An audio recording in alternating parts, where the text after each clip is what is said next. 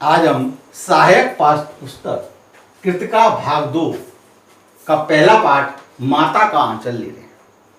इसका आज हम अध्ययन करेंगे। इसके लेखक शिव पूजन सहाय हैं। ये एक तरह से लेखक की जीवन की बचपन का इसमें चित्रण किया गया है इस पाठ में। सबसे पहले हम आते हैं लेखक का परिचय। चूंकि पूरा पाठ ही लेखक के जीवन से संबंधित है, फिर भी यहां पर एक संक्षिप्त परिचय हम लेखक का आपके सामने प्रस्तुत कर रहे हैं। लेखक का जन्म सन 1893 ईस्वी में हुआ था। बिहार के भोजपुर जिले के गांव उनवास में। गांव उनवास, जिला भोजपुर, बिहार में इनका जन्म हुआ था। इनका जो बचपन का नाम था वो था भोलानाथ। ये माता का आंचल में भोलानाथ के नाम से ही पूरी कहानी प्रस्तुत की गई है। इनके बचपन का नाम भोलानाथ था। 10वीं परीक्षा पास करने के बाद ये कचहरी में नकल नवीस की नौकरी करने लगे थे। नकल देने वाले होते हैं, कभी कचहरी में आप देखते होंगे, जो हम सर्टिफाइड कॉपी लेते हैं ऑर्डर की, उनकी वो नकल देने वाले, नकल नवीस, नकल को तैयार करने वाले, तैयार करके देने वाले, इसका काम वो कचहरी पर करने लगे थे। नौकरी छोड़ने के बाद वे हिंदी के अध्यापक बन गए और कुछ समय बाद नौकरी से त्यागपत्र देकर के हमारे देश की स्वतंत्रता के लिए असहयोग आंदोलन में शामिल हो गए थे। इन्होंने कुछ पत्रिकाओं का संपादन भी किया है, जैसे जागरण पत्रिका, माधुरी, हिमालय, बालक आदि जो पत्रिकाएं हैं, इन पत्रिकाओं का इन्होंने संपादन किया था। इसके अतिरिक्त हिंदी की प्रतिष्ठित पत्रिका मतवाला के संपादन मंडल में भी आप शामिल थे। इसके अलावा जो हिंदी की प्रतिष्ठित पत्रिका थी मतवाला, उसके संपादक मंडल में भी आप शामिल थे। इनकी रचनाएं देहाती दुनिया, ग्राम सुधार, वे दिन, वे लोग और स्मृति शेष आदि, ये इनकी रचनाएं हैं। ये जो पाठ है ये देहाती दुनिया से ही संकलित किया गया है। इनकी मृत्यु सन 1963 में हुई थी। ये इनका संक्षिप्त परिचय। इसके बाद में हमारे पाठ का परिचय। पाठ का परिचय जब हम देते हैं तो ये जो पाठ है हमारा माता का आंचल, ये शिव पूजन सहाय के देहाती दुनिया नामक उपन्यास से लिया गया है। देहाती दुनिया नामक उपन्यास से। और ये देहाती दुनिया सन 1926 में प्रकाशित किया गया था, प्रकाशित हुआ था। ये पहला आंचलिक उपन्यास माना जाता है। इसकी शैली संस्मरण शैली है। इसको संस्मरण शैली में रचा गया है।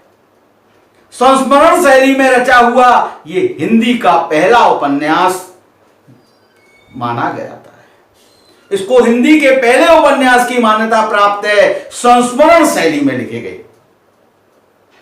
इसकी भाषा सरल है। लेखक का मानना यहां पर यह है इस पाठ में कि ठेठ देहाती, अनपढ़, गंवार, निरक्षर और मजदूर भी इस पाठ को बड़े आसानी से समझ सकते हैं, इसलिए उसकी भाषा बड़ी।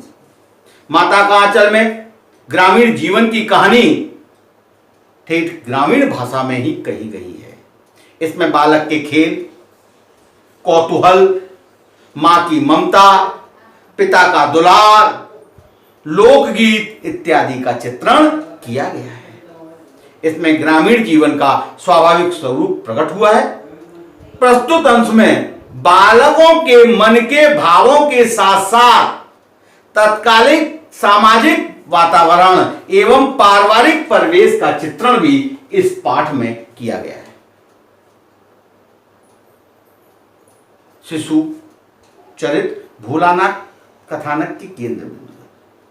जैसा कि हम देखते हैं पाठ की शुरुआत ही होती है जहां लड़कों का संग जहां लड़कों का संग तहां बाजे मृदंग, जहां बूढ़ों का संग तहां खर्चे कांग। इसके माध्यम से लेखक ने यहां पर एक संदेश दे दिया है कि जहां बच्चे होते हैं वहां हंसी खुशी स्वच्छंदता स्वतंत्रता होती है, और जहां बड़े बुजुर्ग होते हैं वहां पर पारिवारिक जिम्मेदारियां, चिंताएं, घर के खर्चे आदि की चिंतन मनन, ये सारी बातें होती हैं। तो ये पाठ पूरी तरह बालकों की जीवन पर, बाल जीवन पर आधारित है। यहां लेखक ने अपने बाल जीवन को उकारा है। पाठ ये मुख्य बिंदु इस प्रकार है। सबसे पहले आता है पिता से लगाव। लेखक का पिता से लगाव। बचपन में लेखक का अपने पिता से अधिक लगाव था। वह पिता के साथ ही सोता था, उठता था, बैठता था तथा खाता पीता था। पिता उसे अपने साथ ही जगाते और नहला धुलाकर अपने साथ ही पूजा पर बैठा देते थे। पिता की देखा देखी वह भी हट करके अपने माथे पर भभूत का त्रिपुंड लगा लेता था। त्रिपुंड इस प्रकार से लगता है। त्रिपुंड सिर पर लगाया जाता है, मस्तक पर। कई लोगों को आपने देखा होगा तो वो माथे पर भभूत का त्रिपुंड लगा लेता था। लंबे बालों और मस्तक पर भभूत का त्रिपुंड लगने से लेकर बम भोला बन जाता था। भोले का स्वरूप, महादेव का स्वरूप बन जाता, बम भोला बन जाता था, उसके जैसा लगने लगता था। लेखक का वास्तविक नाम तो तारकेश्वर नाथ था। जो उसका नाम था वो तारकेश्वर नाथ था, लेकिन पिता प्यार से उसे भोलानाथ कह करके पुकारते थे। क्योंकि रोजाना जब इस प्रकार भोले बाबा की तरह सजना होता था उसका, तो उसका नाम ही उन्होंने भोलानाथ रख दिया था। जब उसके पिता रामायण का पाठ करते तो वो क्या करता, सुनता रहता, बोर होता रहता था। सामने पिता का दर्पण रखा रहता था तिलक छापे लगाने के लिए। उस दर्पण को देखकर अपना मुंह बनाता रहता था। तरह तरह की मुखाकृति बना करके उस दर्पण में देखा करता था। जब पिता उसे देखने लगते थे तो लजा जाता था और मुस्कुराकर दर्पण वापस रख देता, दर्पण शीशा वापस रख देता। पूजा के बाद उसके पिता अपनी राम नामी भाई लेकर 1000 बार राम का नाम लिखा करते थे। उस बही में 1000 बार राम का नाम लिखा करते थे। इसके बाद छोटे छोटे टुकड़ों में पर्चियों पर 500 बार राम नाम लिख करके आटे की गोलियों में लपेटते थे और गंगा जी के किनारे जाकर उन गोलियों को मछलियों को खिलाते थे। वहां जाते हुए वे लेखक को साथ ले जाते थे। लेखक उसके कंधे पर बैठे बैठे वह सब देखता था। जब लौटते थे तो पिता उसे पेड़ों की डालियों पर झूला झुलाते थे। ये उसका पिता के साथ लगा था। पिता के साथ खिलवाड़ करना। भोलानाथ भी अपने पिता के साथ अनेक प्रकार के खिलवाड़ करते थे। कभी कभी उनसे कुश्ती लड़ते थे। जब भोलानाथ कुश्ती लड़ते थे तो उनके पिता जानबूझकर उससे हार जाया करते थे और लेखक उसकी छाती पर चढ़कर उनकी लंबी लंबी मूंछों को उखाड़ने लगता था।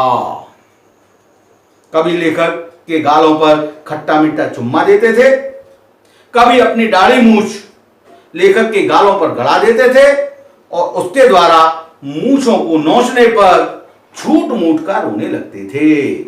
ऐसी हरकत देख करके लेखक प्रसन्न होता था, लेखक हंसने लगता था। इसके बाद में आता भोजन का समय। जब भोजन का समय होता है, भोजन के समय माता पिता का जो लाड़ है वो यहां प्रदर्शित किया है लेखक ने। भोलानाथ लेखक जो है भोलानाथ, वो पिता के साथ ही भोजन किया करते थे। पिता उसे दूध या दही के साथ भात खिलाते थे।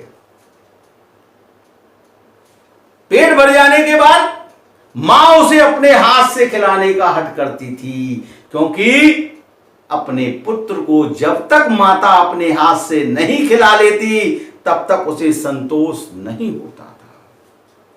वह भोलानाथ से कि पिता के लिए कहती कि मर्दों के को बच्चों को खिलाना नहीं आता, ये मर्द बच्चों को खिलाना क्या जाने, बच्चे का पेट तो मां के खिलाने पर ही भरता है, ऐसे वो तर्क दिया करती थी। इसके बाद वह हर कौर को बहला फुसला करके, कभी कोई मैना बना करके, मैना कबूतर आदि पक्षियों के नाम दे दे करके उसको खिलाने लगती थी और भोलानाथ खाता चला जाता, भरे पेट के बाद भी, पिता द्वारा खिला जाने के बाद भी माता के द्वारा खिलाने पर वो 5-7 कौर खा जाया करता था। इसके बाद में माता द्वारा तेल का उपटन लगाकर कन्हैया बनाना, हर बच्चे को मां तैयार करती है और बच्चा मां से भागता है। जब भागता है, परंतु जब मां की पकड़ में आ जाता है तो वो उसको उपटन लगा करके ही मानती है। यही हालत भोलानाथ की थी। भोलानाथ कभी कभी मां की पकड़ में आ जाते थे, मां उनके बालों में बहुत सा सरसों का तेल डाल देती थी। भोलानाथ छूटने के लिए छटपटाता रहता था, हाथ पैर मारता रहता था, परंतु वो उसके सिर पर तेल मलकर ही रहती थी। इसके इतना ही नहीं, उसकी नाभि में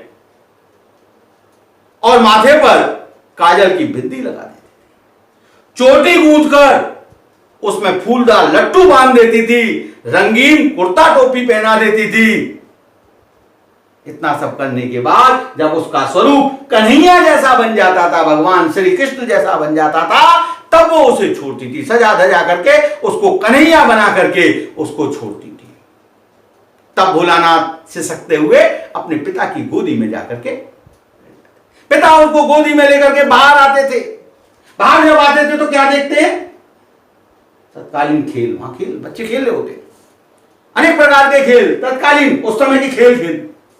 बाहर आते ही भोलानाथ को अपने संगे साथी बालकों का झुंड दिखाई देता था, वो रोना भूल जाता था। उन बालों को देख करके वो रोना भूल जाता था और पिता की गोद से उतर करके बालकों के साथ खेलने लग जाता था। उनके खेल तमाशे या नाटक बहुत अजीब होते थे, आज के जैसे नहीं होते थे। कभी घर के चबूतरे के कोने पर पिता के नहाने की चौकी पर एक हलवाई की दुकान लगा दी जाती थी। मिट्टी के ढेलों, पत्तियों, गीली मिट्टी और फूटे गले के टुकड़ों से तरह तरह की मिठाइयां उस दुकान में सजा दी जाती थी।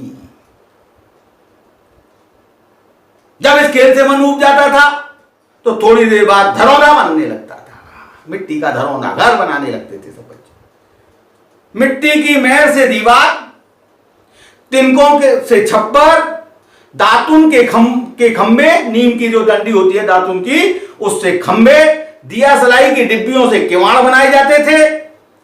घड़े के मुंह से चूल्हा, चक्की, दिए से कढ़ाई, पिता की जो पूजा की आचमनी होती है, एक चम्मच टाइप होती है, आचमनी कलछी टाइप छोटी सी, से कलछी बनती थी। पानी को घी का रूप दे दिया जाता था, धूल को आटा या मैदा बना दिया जाता था, बालू को चीनी मानकर वहां दावत की तैयारी होने लगती थी, हलवाई लगने लगते थे, दावत बनना शुरू हो जाता था। तब लेकर के पिता चुपचाप आकर पंगत में बैठ जाते थे। जब बच्चे की दावत लग रही है, लाइन से सब बैठे हुए हैं, वहां पर भोलानाथ के पिता भी चुपचाप आकर के एक कोने में बैठ जाते थे। उन्हें देखकर बच्चे हंसते हुए वहां से सब ऐसा कैसा छोड़ करके भाग जाते थे। इतना ही नहीं, कभी कभी बच्चे बारात निकालते हैं। बारात में कनस्तर का तंबूरा, कनस्तर डिब्बा, टीन का डिब्बा, घी तेल का जो डिब्बा आता है उसको उसका तंबूरा बजता था।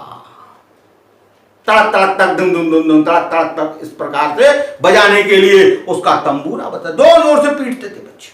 आम की गुठलियों को घिस करके उससे शहनाई बजाई जाती थी, पीपनी जिसको बोलते हैं। आप हम लोग बनाते हैं, कई बार आप लोगों ने बनाई होगी। टूटी हुई चुएदानी घर से कहीं या बाहर पड़ी हुई ले आते थे, उससे पालकी बनती थी। भोलानाथ समधी बन करके बकरे पर सवार होकर के लड़की वालों के घर पर पहुंच जाते थे, द्वार पर पहुंच जाते थे। ऐसे वहां पर काठ की पटरियों से घिरे छोटे से आंगन में एक काठ की पट्टे लगा करके एक आंगन बना दिया जाता था। उस आंगन में कुलिये का कलश रखा होता था। छोटी छोटी कुल्हैया होती है, कुल्हड़ टाइप छोटी छोटी आती हैं, आप देखते हो दिवाली वगैरह पर या वैसे मिलती हैं बाजार में, छोटे छोटे कुल्हड़ टाइप, कुल्हड़ से भी छोटे जो होते हैं, छोटी छोटी कुलियों का कलश बना कर रख दिया जाता था। फिर बारात जो होती थी वो दुल्हन के साथ वापस लौटती थी। खटोली पर किसी छोटी सी खाट पर लाल पर्दा डालकर उसमें दुल्हन बैठ जाती थी। लौटकर आने पर भोलानाथ के पिता जैसे ही लाल पर्दा हटा करके दुल्हन को देखते थे, बालक वहां से हंसते हुए भाग जाते थे। जब जब किसी के बच्चे स्वतंत्र रूप से खेलते थे और जब जब खेल में उनके पिता का प्रवेश हो जाता था, बालक उस खेल को पूर्ण करके वहां से भाग जाते थे। कभी कभी खेती करने का शौक चल रहा था, खेती करते थे बच्चे लोग। चबूतरा ही खेत बन जाता था, जो चबूतरे पे खेलने उसको खेत बना दिया जाता था। एक कोने में छोटी सी गरारी गाड़कर गली को कुआं बना दिया जाता था। 2 डंडी लेकर के गरारी बना दी जाती थी, उसमें मिट्टी के ठीकरे की चरखी बना करके उसको गरारी, और चबूतरे के नीचे जो गली है उसको कुआं बना दिया जाता था। उसमें से सिंचाई का जुगाड़ करते थे खेत के लिए। 2 बच्चे बैल बनकर मोट को खींचते थे, कंकड़ों के बीज बना दिए जाते थे और ये हाथ के अंगूठे का हल बना करके कृषि की जाती थी, खेती की जाती थी। जरा सी देर में फसल पककर तैयार हो जाती थी तो बच्चे गाने लगते थे, ऊंच नीच में बही कियारी, जो उपजा सो बही हमारी। ऊंच नीच में बही कियारी, जो उपजा सो बही हमारी। इस तरह के गीत गाने लगते थे। जब फसल का ढेर लगता तो बाबूजी आकर पूछते, इस साल की खेती कैसी रही भोलानाथ? बस उनका आना होता, बच्चे सारे खेल खेत कल्याण को छोड़ करके हंसते हुए वहां से भाग जाते थे। इस प्रकार के खेल लेखक और उसकी मित्र मंडली खेला करती थी। आज तो ऐसे खेलों के दर्शन दुर्लभ है, आज कोई इस प्रकार के खेल नहीं खेलता। शरारत और सजा, अब बच्चे खेलते थे, बच्चे तो शरारती होते हैं, शरारत भी करते थे और जब शरारत नहीं करते थे तो उनको सजा भी मिलती थी। बच्चों को शरारत करने और लोगों को चिढ़ाने में बड़ा मजा आता था। एक बार किसी दुल्हन को विदा करा करके लाया जा रहा था, वर थोड़ा बूढ़ा था, तो बच्चे उसको यह कहकर चिढ़ाया, रहरी में रहरी पुरन रहरी, बिहार की भाषा है, रहरी में रहरी पुरान रहरी, डोला में कनिया हमार महरी। बूढ़े ने डेले मार मार कर बच्चों को दूर दूर से खदेड़ दिया। बूढ़ा चिढ़ गया और वो बच्चों के पीछे डेले लेकर बच्चे दूर दूर तक भागने लगे। एक दिन ये सभी बच्चे आम के बाग में आम खाने के लिए पहुंच गए। उसी समय वहां तेज बारिश होने लगी, जोर जोर से बारिश होने लगी। बच्चों ने किसी तरह से पेड़ों से चिपक कर अपनी जान बचाई। वर्षा थमने पर बाग में बहुत से बिच्छू रेंगते हुए दिखाई दिए। यह देख सभी बच्चे भागे। रास्ते में उनको एक बूढ़े व्यक्ति मूसन तिवारी मिल गए। मूसन तिवारी ये भी इस पात्र के बड़े रोचक, इस पाठ के बड़े रोचक पात्र हैं। मूसन तिवारी बड़ा कुटे दिखता था, क्योंकि उन्हें कम दिखता था, वो बात बात पर भड़क जाते थे। वो बैजू नाम के एक लड़के ने उनको चिढ़ाने के लिए कहा, बुढ़वा बेईमान मांगे करेला का चोखा। चोखा माने भरता टाइप होता है इसको, चोखा। वहां बिहार में चोखा बोला जाता है, जो भरता है, जैसे आलू का भरता बनता है। उधर साइड में लिट्टी चोखा बहुत प्रसिद्ध है। तो बुढ़वा मांगे करेले का चोखा। मूसन तिवारी भड़क उठे बुढ़वा कहते ही। उन्होंने बच्चों को बुरी तरह खदेड़ा,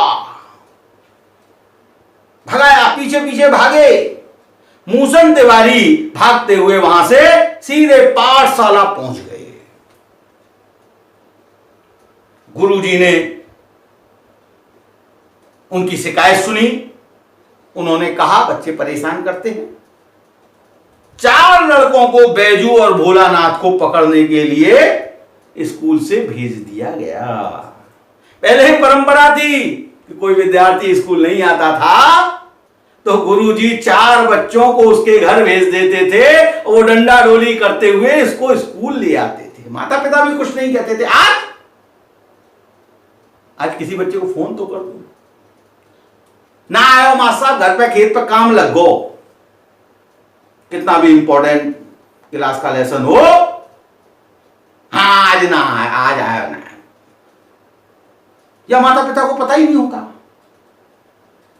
पहले ऐसा नहीं था। पहले अगर बच्चा स्कूल नहीं जाता था और गुरुजी 4 बच्चों को भेज देते थे तो माता पिता की भी हिम्मत नहीं होती थी कि उस बच्चे को रोक ले। वो बच्चे उसको डंडा डोली, 2 जने 2 टांग पकड़ते थे, 2 जने 2 हाथ पकड़ते थे और डंडा डोली करते हुए स्कूल ले जाते थे।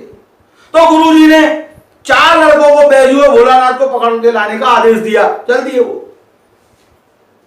बैजू तो हाथ नहीं आया, वो होशियार था, भाग गया। उसे मालूम था कि अब ये काम होने वाला है। जो शरारती बच्चे होते हैं वो ये जरूर जानते हैं कि इस शरारत का क्या परिणाम होने वाला है। वो पहले से सतर्क रहते हैं, अलर्ट रहते हैं। फंसते हैं तो बेचारे सीधे साधे भोलानाथ जैसे लोग। बैजू तो हाथ नहीं आया, वो तो भाग गया। भोलानाथ हाथ आ गया। भोलानाथ को पकड़कर गुरुजी के आगे पेश किया गया। गुरुजी ने भोलानाथ की अच्छी खबर ली। जब पिता को पता चला तो वो पाठशाला पहुंच गए। देखिए यहां पाठशाला पहुंच गए। आज की पाठशाला पहुंचने में, उस समय की पाठशाला पहुंचने में कितना अंतर था। जब पिता को पता चला तो वो पाठशाला पहुंच गए और गुरुजी की खुशामद करके भोलानाथ को छुड़ाकर घर लाए। खुशामद करके, आज धमकी दे करके, ए मास्टर साहब ऐसा कहा कर दियो हमारे लल्लू ने, आज ये स्वरूप देखने को मिलता है। इतना अंतर था उस जमाने की शिक्षा में और आज की शिक्षा में। भोलानाथ के पिता उससे बहुत स्नेह करते थे। गए, अपने बच्चे को बचाना था गुरुजी से। गुरुजी से मना नहीं कर सकते थे दंड देने के लिए। खुशामद करके भोलानाथ को गुरुजी से छुड़ाकर घर ले आए। सांप से डरना आ गया। बच्चे शरारती हैं, कहीं भी चले जाते हैं, कुछ भी करते हैं। उन्हें एक बार एक टीले पर जाकर बच्चों ने चूहों के बिल में पानी डालना शुरू कर दिया। बच्चों ने बिल देखे, गड्ढे देखे, होता है वो, पानी से भर दो इसको, मिट्टी से भर दो इसको। बिलों में पानी उलीचना शुरू कर दिया, पानी डालना शुरू कर दिया। पानी डालते ही एक बिल में से सांप बाहर निकल आया। सांप को देखते ही सारे बच्चे डर गए, रोने चिल्लाने लगे, भग्गी मच गई, भागे वहां से। हिग्गी बंदी, सांप। बच्चे ही तो हैं, कोमल मन है। कोई औंधा गिरा, कोई अंटा चित्त गिरा, कोई पीठ के बल गिरा, कोई मुंह के बल गिरा, किसी का सिर फूटा, किसी के घोंटू फूटे। लड़खड़ाते उठते भागते वहां से भाग लिए। मां की गोद में छिपना, भागते हुए, हाँफते हुए, भय से कांपते हुए भोलानाथ सीधा अपने घर में घुसा। पिता जवाब देते रह गए। इस समय पिता की भी परवाह नहीं है। देखिए यहां पर सबसे ज्यादा बालक पिता के पास रहता है। भोलानाथ स्नेह करता है, उनके साथ खेलता है, खाता है, कूदता है, परंतु जब भयभीत हुआ, अत्यधिक भय के कारण पीड़ित हुआ, तो वो भागता हुआ सीधा मां की गोद में जा छुपा। मां उसकी दशा देख करके व्याकुल हो गई, रोने लगी। वो भी रोने लगी, बच्चा रो रहा है, मां भी रोने लगी। डर के मारे भोलानाथ के मुंह से आवाज नहीं निकल रही थी। वो सांप सांप कह करके कंपन कर रहा था, कांप रहा था। पीछे पीछे बाबूजी भी दौड़, उन्होंने उसको गोद में लेना चाहा, परंतु भोलानाथ मां की गोद छोड़कर जाने को तैयार नहीं हुआ, क्योंकि बाल मन अपने आप को सबसे ज्यादा सुरक्षित अपनी माता के आंचल में, माता की गोद में महसूस करता है। वो ये डालता है कि मां जब गोद में लेकर के हमारे ऊपर अपना आंचल डाल देती है, तब हम सारी समस्याओं से सुरक्षित हो जाते हैं, अर्थात पूरी तरह से उस आंचल में छिप जाते हैं। हमें कोई भी उस आंचल के बाहर देख नहीं सकता। पिता के साथ बच्चा दिन भर खेलता है, पिता के साथ खाता पीता है, पिता उसकी हर तरह की तरफदारी करते हुए उसके साथ जाते हैं, परंतु संकट के समय बच्चे को याद आता है माता का आंचल। इस पाठ का अंतिम संदेश यही है कि मातृ देवो भव। हर स्थिति में, हर परिस्थिति में, हर परेशानी में जब बच्चा डूबता है तो सबसे पहले मां की याद आती है, मां के आंचल की याद आती है, मां के गोद की याद आती है। शिव पूजन सहाय ने इस पाठ के माध्यम से इसको सिद्ध करने का प्रयास किया है और सिद्ध किया भी है। बस आज इतना ही। आपका दिन शुभ और मंगलमय हो। Thank you.